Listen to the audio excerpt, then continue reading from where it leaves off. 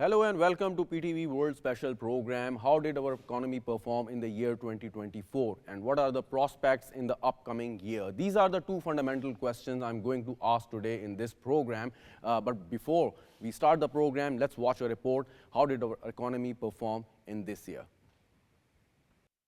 As the new government assumed office following the February 8 general elections, expectations were high for a vibrant strategy to rejuvenate the economy and build on the gains achieved in the past 6 months. These expectations have been met with promising results. GDP growth rebounded to 2.1% in first quarter of fiscal year 2024. Following two consecutive quarters of negative growth, this recovery was broad-based, driven by 5% growth in the agriculture sector and 2.5% rise in manufacturing activity. The removal of import bans and restriction eased supply constraints, leading to a notable uptick in economic activity. In second quarter fiscal year 2024, the economy gained further momentum. Large-scale manufacturing surged by 8.2% compared to first quarter, contributing to an expected GDP growth of 3%. A key highlight was the remarkable 75% increase in cotton production, reaching 8.35 million bales. On the fiscal front, Pakistan successfully concluded the IMF's Standby Arrangement Program. Securing $1.1 billion disbursement, the IMF's executive board also approved the second review of the program, reinforcing the country's economic stability. Inflation trended downward, market confidence soared, and Pakistan Stock Exchange posted notable gains, indicating a resilient and optimistic economic outlook. As fiscal year 2025 commenced, positive developments continued. Key economic indicators showed steady improvements in the first 2 months. Inflation dropped to single digit, industrial output rose, and export sectors showed promising growth. The current account deficit narrowed and fiscal resilience remained strong, supported by prudent policy measures. Macroeconomic stability received a further boost with the disbursement of $1.03 billion under the IMF's Extended Fund Facility. Additionally, the successful hosting of the 2024 SCO Summit in Pakistan bolstered market confidence, paving the way for sustainable economic recovery. The industrial sector saw impressive gains, with vehicle sales up by 18.1%. Productions of cars rose by nearly 30%, trucks and buses by 95.5%, and jeeps and pickups by 34.1%. The cement industry also reported robust performance, with total dispatches reaching 10.3 million tons during July-September fiscal year 2025. Exports increased by 22.2%, while domestic dispatches stood at 8.1 million tons. The external sector further strengthened as the current account shifted to a surplus during July-October 2025 fiscal year. Exports, imports, and worker remittances showed an upward trend, with November figures projected to range between $2.5 to $3.0 billion for exports, $4.5 to $4.9 billion for imports, and $2.8 to $3.3 billion for remittances. With continued fiscal discipline and favorable external conditions, Pakistan's economy is poised for sustained recovery in the months ahead. Well, you just saw the report by our correspondent Amar Ali Khan on the state of economy, and to discuss this further, I'm joining in the studio by Dr. Nasir Iqbal. He's a leading economist. Thank you very much, Dr. Saab, for joining us. Faisal Raza Khan, senior analyst and anchor person. Thank you very much, Faisal. And Mirza Ishtiaq Baig, a known businessman who's joining us on the video link. Thank you very much, Mirza Saab, for joining us. Mirza Saab, coming straight to you. What do you think, being a businessman and an economist as well, what are the key reasons why our economy is rebounding? Well, I am also have served as a vice president of Federation of Pakistan Chamber of Commerce. And the business community, they appreciated the progress the economy has made in last 1 year. You take any head, whether it's inflation, which was at one time was more than 30%. Now it has come down to the single digit. State bank policy rate, the discount rate, this was the demand of all the business community. that we should decrease the interest rate, which has gone at one time to 23%, and there was hardly, any borrowing from the business sectors, which has come down to now 13. And although the business community wants it to be the single digit, the inflation has decreased, the state bank's policy rate, the reserves, the reserves is at the moment has gone to 16. Last year, if you were talking to me, our reserves was around in 4 billion or 5 billion. And now we have gone to 16, out of which 12 billion is with the state bank and around 4 billion is with the commercial banks. And current account deficit, don't forget, at one time it is increased to 20 billion. And now from the last 4 months, we are seeing the surplus for last 4 months, the current account deficit, remittances. I mean, look at the remittances. Nobody thought that our remittances Mirza this Sahab, year. Mirza Sahab, of course, you are absolutely right that these are very encouraging sign as far as our economy is concerned, and it really performed well in the year 2024. But my question is, what were the core reasons? What were the steps we have taken so that we are showing these results?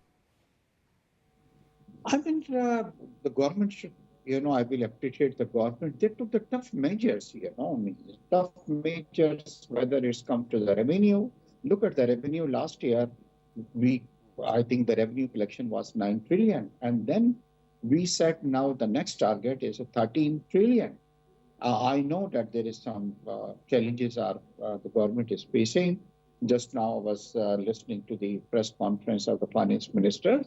But hopefully, we will achieve this target, which is a very, very big target. So what was the government took the very strict measures. Now the results are showing up. I mean, look at the inflation, which was increased so much. And the interest rate, I mean, I must say, has curtailed the inflation, which reached to so high.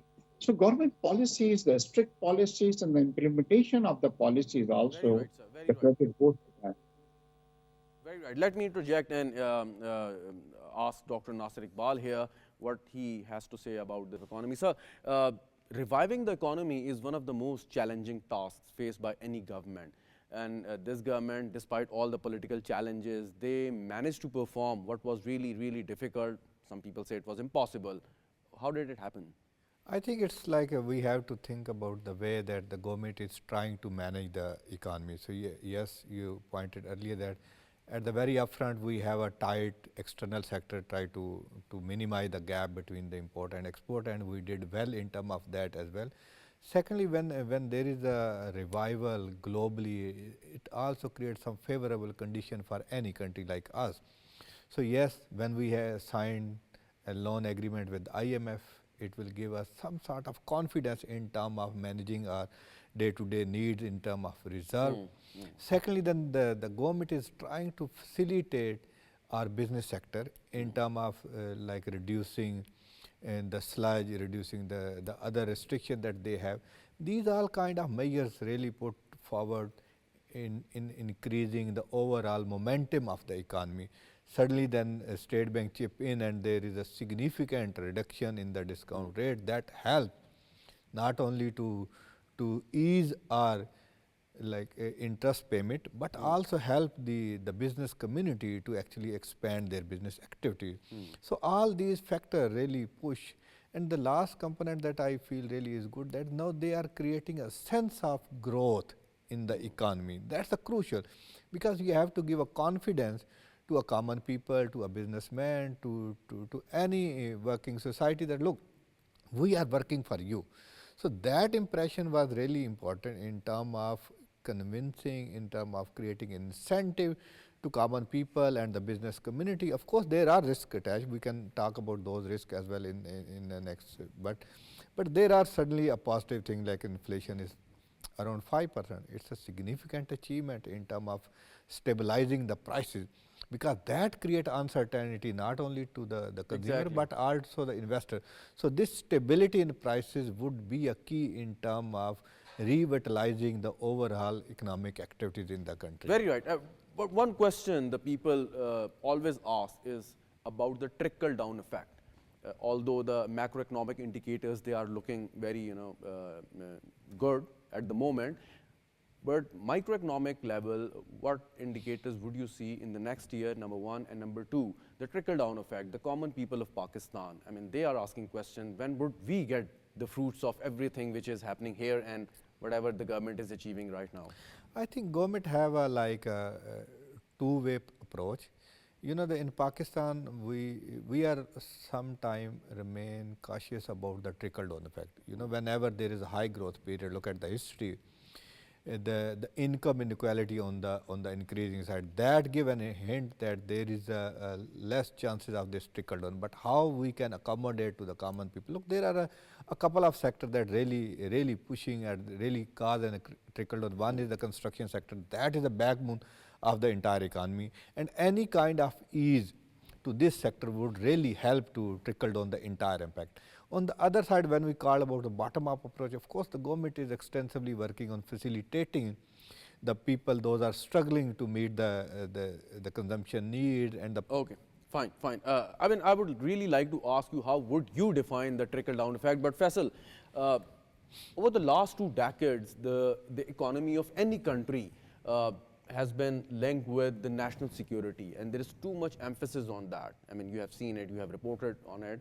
So, have we devised a strategy or incorporated this fundamental, theory in our policy making or not? Theory related to? The role of economy in the national security. Yeah, definitely it is, because the national security policy which was envisaged just 3 to 4 years back, human security was a paramount significance in that particular policy. And when we are talking about, because it is not the phenomena that just in theories when we put in that human security is very important, we have to do some practical work on that. Look at the Human Development Index, which is Pakistan is away from I think so at the bottom right now, 148th, 149th number across the world. When we are talking about the human resource in Pakistan, we are earlier, now government has started to invest in youth, but this is meager. Look at the budget we have in education, that is less than 2%. Then look at the budget what we are investing into the healthcare.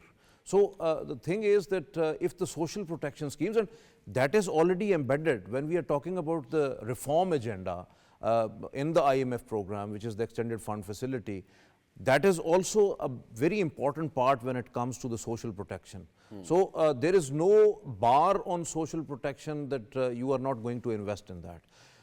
On the other hand, there are things which are, it is not only that you have a scourge of terrorism that is facing Pakistan from the last 2 decades, but also the non-traditional threats we are actually facing. Of course. But that's why most of the social protection things are washed away. Since we have realized, along with the rest of the world, that economic policies are directly linked with the economic security policies, and if we are economically strong, our security would automatically be better. Definitely. So, what fundamental changes we have brought into our economic policies so that we can, of course, compete with the rest of the world as far as security is concerned, or at least with the region? Although government is striving hard to have those reforms intact, what they have promised with IMF in this program particularly, which is currently going on. And I think so that State Bank is doing an excellent job when it comes to the fiscal and the monetary policy, and they have tightened that, and that's why we have seen that the inflation is now going down at least to 5% or 4.9%. So that is actually the confidence which the State Bank has. That's why the policy rate gone down to at least 13%. I think so that there is a space available, as the businessman community is very right on that aspect, that that might have to be under 10. But the thing is that single digit will take time, because State Bank has a very cautious approach on that. Government is doing an excellent job in a sense, as you have rightly pointed out, despite of, because without political stability, you cannot grow. It is very fundamental thing that that must have to be addressed at any cost. And I think so that the government's approach with having negotiations with the opposition and all that, that is the right approach where we have to go. When we are talking about the national security, there are lots of aspects now added into the national security. It is not only the hot thing which we categorize as national security to build up your military, because you have non-traditional threats there. The climate change is there. The smog issue is there, because that is now squeezing your economy. That required that your industry must have to be shifted towards the green or the environment-friendly industry. You must understand and realize the threats what you are facing, and only then you can cope with it. Realization is one thing, and implementation is the other thing. Of course. Because we have the realization. We have made lots of policies, enacted lots of legislations, laws, rules, but unfortunately the implementation is meager. Now what you are talking about, that when the people will feel that they are having a trickle-down effect of that economy which is improving, because people don't know that. The reason is that it is because of, and that realization is also there with the government. It is the governance issue basically. Because if you have at the district level, at the division level, at the provinces level, if you have a very effective governance, then you can control the man-made inflationary rate with the food inflation and all others, because they are also the contributors. If you are just going to... Here comes the role of the provincial government. Definitely. To ensure the trickle-down not only the effect in provincial, their but areas. also the district administration. I'll come back to you. Dr. Mirza Ishtiaq Baig Sahab, the year 2024 was the year of reforms. Of course, we are under an IMF program, but we introduced several reforms in terms of legislations or reforms in the tax collection area. As a businessman, how would you think they would really impact the state of economy in general, and what do you expect in next year the government should take, what kind of steps again? No, whatever the steps the government has taken, if we able to maintain it, implement it, I think there will be, very good changes in the economy in the times to come. And here, I think I will also appreciate the role of SIFC, means who encourage the foreign investors to come to Pakistan and invest here. A couple of years ago, hardly Pakistan was getting any FDI from foreign countries. But, you notice this thing that FIFC, now the Gulf countries, they are ready to invest more than 20 billion. They have pledges for more than $20 billion to invest in Rakotech, they are in the IT sectors and other sectors. And the government is emphasizing more on IT sectors. I will give you an example that India's total export of IT is around $200 billion. Whereas in Pakistan, I think still we are, $2 or $3 billion. So this is the sectors, which can progress further in the time to come. And also, like I said, agriculture is performing very good because of the government policies. The bank, especially, which is looking after the agriculture, Zari Taraqqiyati Bank, And last year, Pakistan exported almost $4 billion of rice only, which nobody ever thought that our agriculture export will increase also. So all these things, if, we hope that it will continue. Reason being the inflation is decreased. The reason is the interest rate now is very favorable for the, Pakistani business people. Because at 22, 23, it was very hard to do any business. But now since we are on 13th and further, I feel 1 or 2% will decrease. Absolutely, you are absolutely right. But we have seen during the last few years that business activity slowed down because of the high interest rate, as our colleagues just mentioned. And business community has had their own concerns to deal with. But now, since the interest rate has gone down to 13%, would it be possible that we see the business community, which may have deposited their huge sum of money in the banks, they would get that out and invest in the real sectors? Already they are doing it here. You're very right that when the interest rate was 22 or 23%, most of the businessmen I know, they kept their money in the bank because they were earning a very good profit. But now, since the interest rate has decreased, and not decrease only in Pakistan. I think in Europe and America, other places also, the interest rate has decreased. So now, I'm in Karachi. I can tell you that the real estate sector is improving now.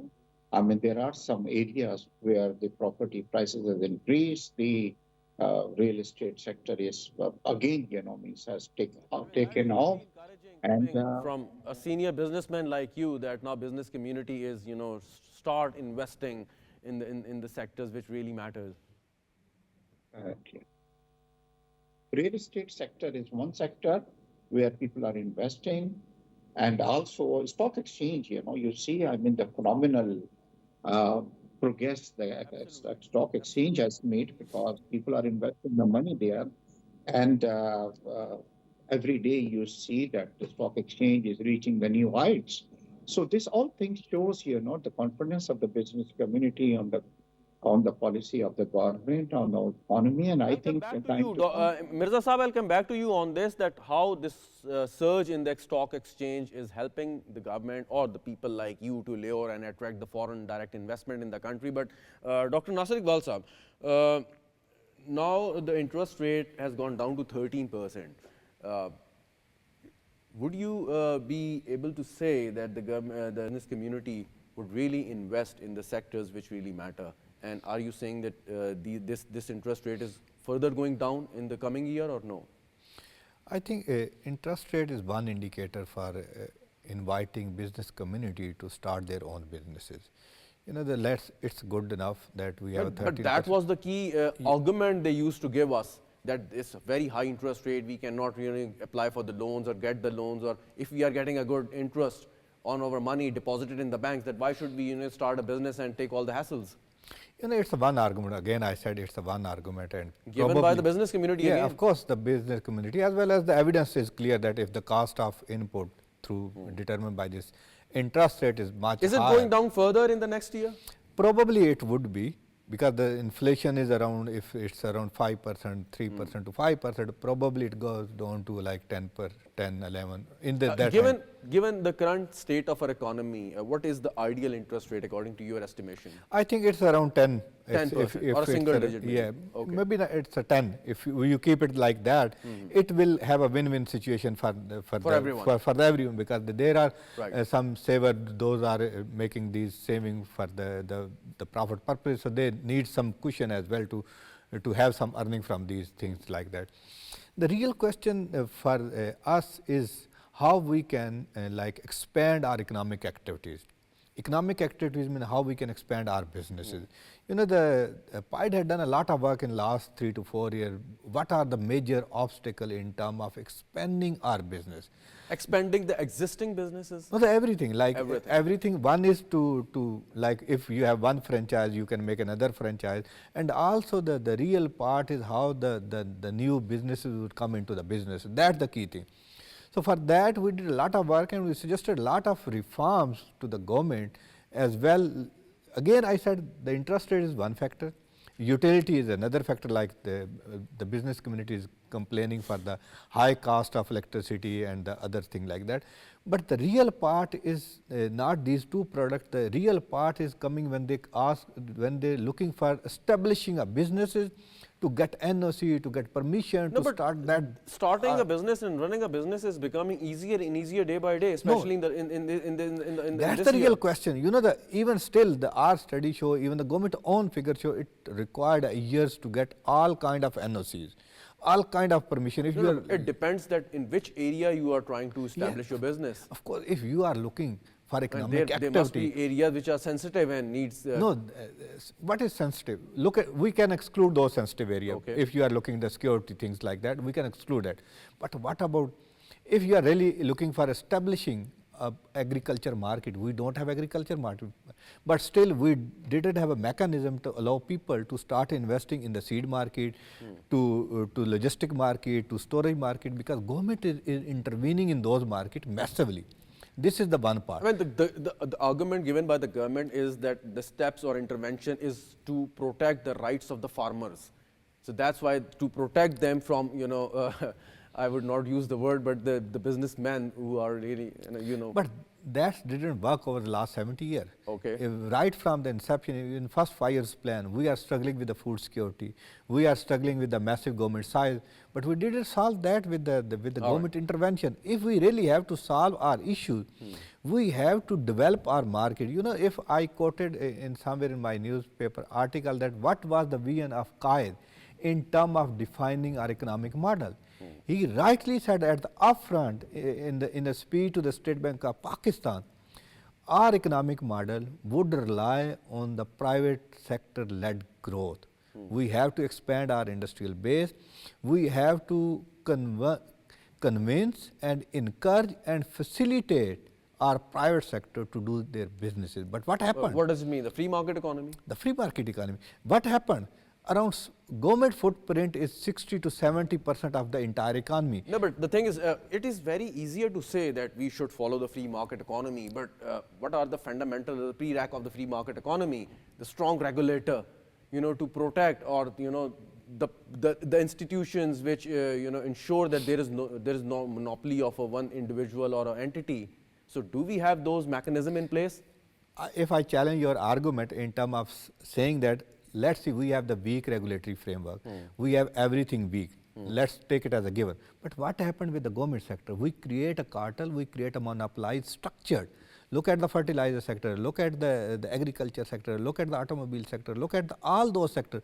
We created. So you're saying privatization and deregulation is the key? Privatization is something else. Okay. We have to encourage private sector to make investment.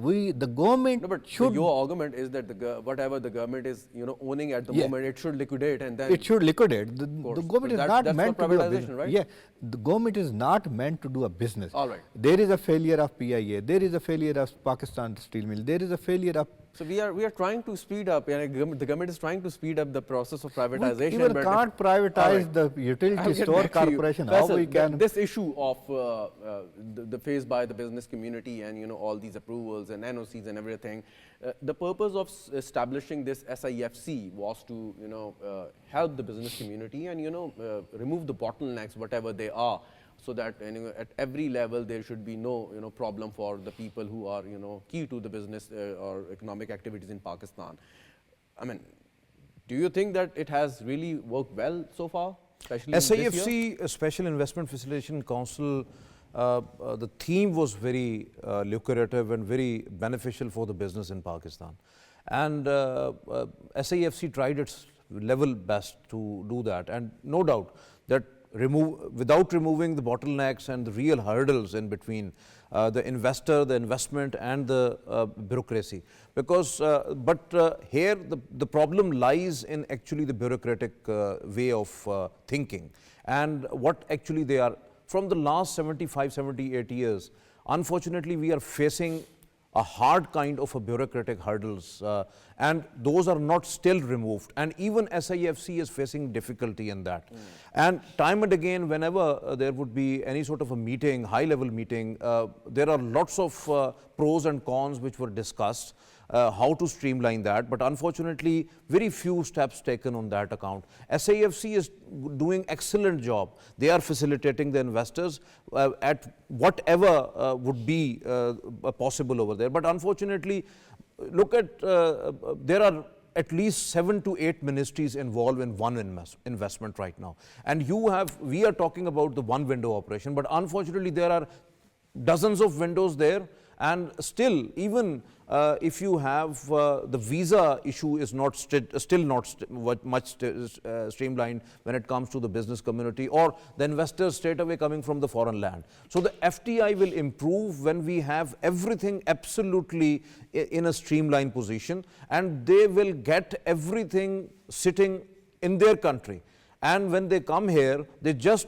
have to invest all their amount, and they have a security available, because that first of all the political stability is very important, paramount.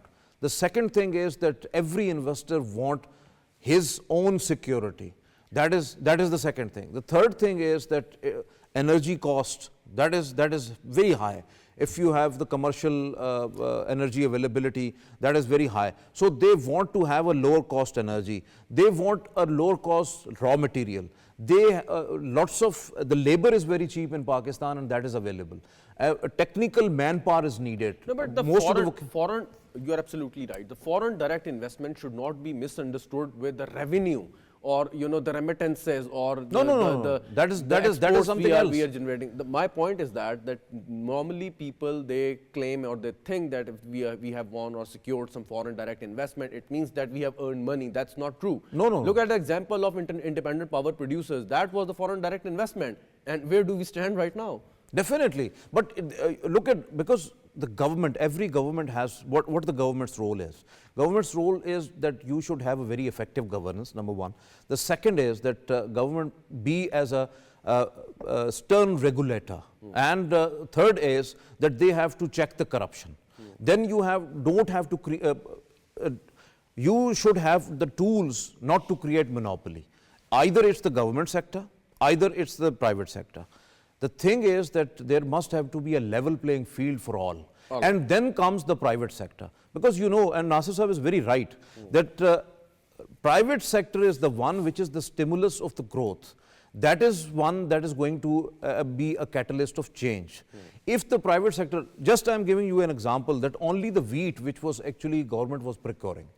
And now last year, there was no procurement. It was also the part of that economic reform that government has no role in that the government has to just buy or procure that wheat and then distribute. This is not the way. Because government has to actually regulate, and very right thing government has done not to procure. A couple of years, there would be a problem. Because the government is not actually procuring rice, but the rice exports are growing. Number one, you are not procuring the cotton at much. At one time, there was a cotton exchange and all others, but now it's these cotton bales business is in private sector. If you have the cotton bales are growing, that is fine. But procuring the argument or the purpose behind procuring the wheat is that you have to feed 240 million people. It's okay. It's okay, because the thing is that people are using more rice today rather than wheat. So rice, government is not procuring rice, and rice is available in the market.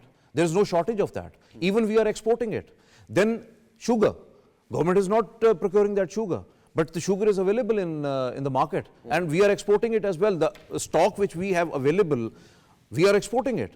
And there are lots of other things which the government is not doing. So the government has nothing to do with the business, basically. What we are doing is, as Dr. Saab pointed out, to fast track the privatization process. We tried to privatize PIA, but unfortunately we could not get the expected bid which we are looking for.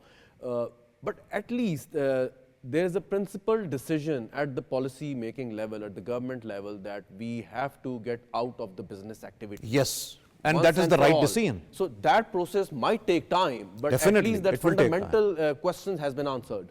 Definitely. State-owned enterprises, actually they are the burden at the government exchequer. They are injecting billions of rupees every year and having most of the times the supplementary grants and all other things, and they are injecting that money because those entities are not running actually. The year 2024 was really not, I would say, good for the process of privatization, because we could have seen some progress, but because of certain reasons, and even here again, the role of SIFC, of course, it's not only limited to attracting the foreign direct investment, but it is overlooking the entire the economic activities. So why privatization hasn't picked the pace? Actually, privatization doesn't mean that you have to sell your assets only. You can change the management at the upper level, and then you have to give them some 5 years time or something like that. There are lots of models available in the privatization even, and it is no doubt that the government decision is right. SIFC is helping to speed up the process. SIFC has a pivotal role in that, because you know that SIFC is not something that you have just Aladdin's lamp and you are just going to do that. But the thing is that SIFC has the management role, it has an administrative role, it has a reform role, it has the role to bring investments. It has the role to implement all those rules and regulations on ground and to make a win-win situation for... That council comprises everyone that matters. Yes. Yes. So, I mean, if Yes. there is a matter in front of the SIFC, there is no question that it won't be resolved. Definitely, definitely. But there are hiccups and hurdles. At the lower level, as you just mentioned. At there the are lots of bureaucratic level. levels and the hurdles Dr. are your there. take on this? I think we have a very high expectation from SIFC. SIFC is a part of the entire country. Look at the way how we deal things. You know, even the Prime Minister took a decision that the privatization would go this way. What happened at the lowest level, at the bureaucratic level? They have their own intention because while keeping these government institutions, these sector in the government domain to enjoy all kind of perks. That's what they have. So what happened with these bureaucrats and the bureaucratic structure if they lose all those power?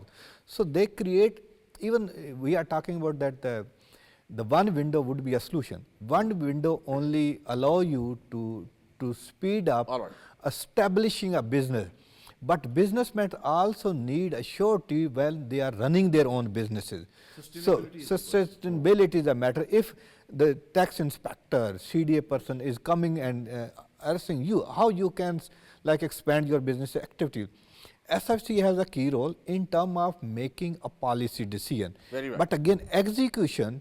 For execution, you need a lot of aggressive reforms, and As where far as, government, you have a lot of hurdle. Last few minutes left of my program. As far as the economic activities are concerned, how would you define, in general, in few sentences, the year 2024, and what are your predictions for the next year? I think it's a good initiative, and we always use a term game changer. We have to avoid that term.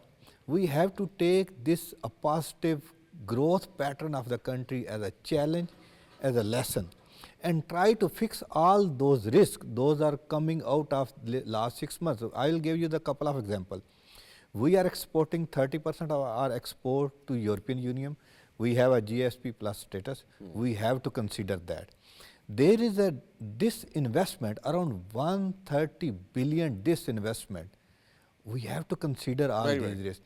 There is some sort of like creating a hurdle in terms of expanding these economic activities. Okay. And your predictions for the next year? year? For me, we will have a good next half year. I'm not asking the entire year, but the next half year, we would have a very decent... Until July. Yeah, until July. We will keep this inflation around this figure, and we try to further reduce the inflation discount rate, and try to convince our business and to expand economic activity. I'm hopeful our GDP growth would be around 3% rather than 2%. Right. Faisal, this year and your predictions for the next year? Economy. I'm very optimistic about the current situation which is in the country right now, because government has done a very hard work, and they have to do it more in couple of years, because unless and until, because IMF program is not the guarantee that you are going to strengthen your economy. Of course. You have to go on with the reforms, and reforms must have to be stern. Program or no program, you have to go with the reforms. Yes, exactly. You have to expand your tax base, lower the indirect taxes, higher the direct taxes, and tax those who are untaxed and they can pay, but they are not paying. So the second thing is the state-owned enterprises. There are lots of benchmarks Pakistan has to achieve in privatization and in all other aspects. Then the energy sector reforms. That is very important. You have dealt with some of the IPPs having the agreements on that, and you are going to lower some of the per unit cost and the commercial per unit cost as well. So when you are going to lower that energy cost, your industry will grow. Ultimately, you must have value-added products. You must have to diversify your exports. That is very important. If you increase your exports and lower the imports and have the lower trade deficit. Thank you very much. Just one liner. Sure. Yeah, apart from focusing on tax, the SIFC and other policymakers should also consider expenditure part of the economy. Definitely. The fiscal discipline, that is the key. Expenditure, we are missing, IMF, anything. We have to cut down all unnecessary expenditures because we are expending too much, really. And exactly that is the policy we believe. Thank you very much, Dr. Nasir Iqbal and Faisal Raza Khan, for being with us. And thank you very much, viewers, for watching the program so far. Thank you very much, and Khuda Hafiz.